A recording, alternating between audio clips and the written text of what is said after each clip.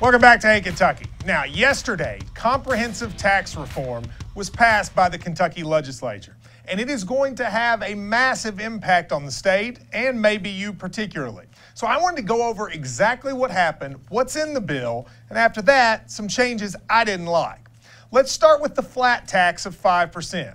They have changed the income tax rate in Kentucky to 5% for everyone. Now, for most of you watching, if you make over $100,000, you're going to see your taxes go down quite a bit.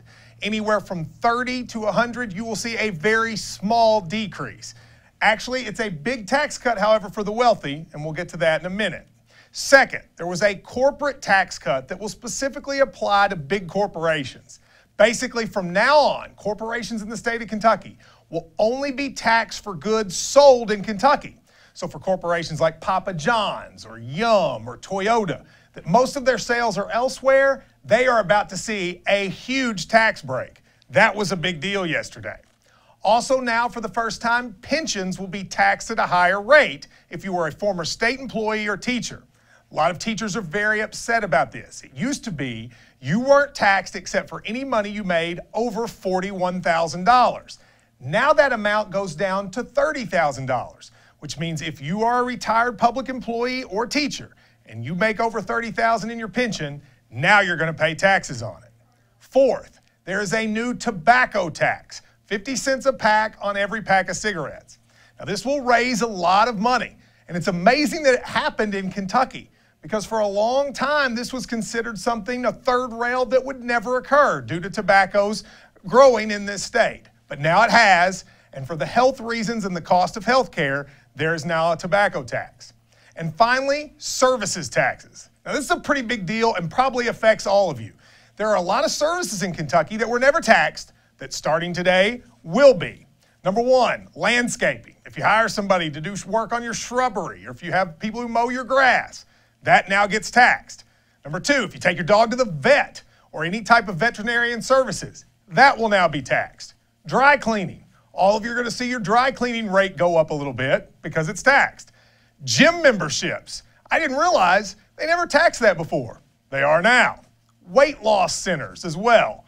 And golf course memberships. Amazingly, in the state of Kentucky, you could pay whatever you wanted for a country club membership and there was no tax. Not anymore.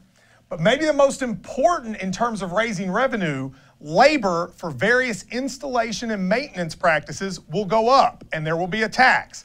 So if you put heating units, air conditioning units, or if somebody comes in to fix something in your house, they never charged taxes before, but they do now. Now, I have some problems with this bill. A lot of that's in there I actually agree with, but there are some issues that I find troubling.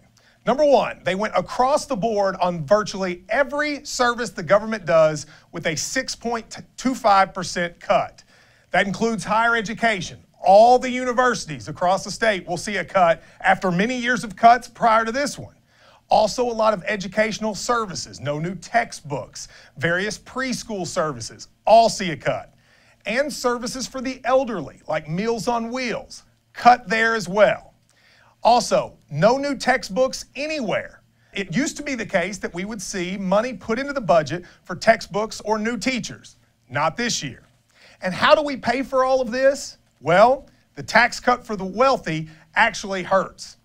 I'm shocked this is in there, to be honest with you. It is a $500 million tax cut that will affect those who make over $100,000.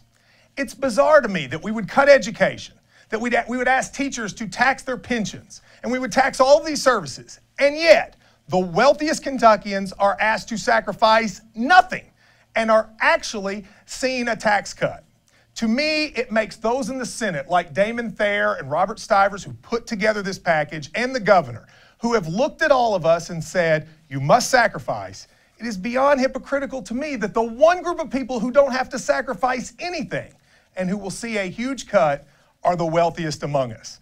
Unfortunately, though, that's what occurred yesterday.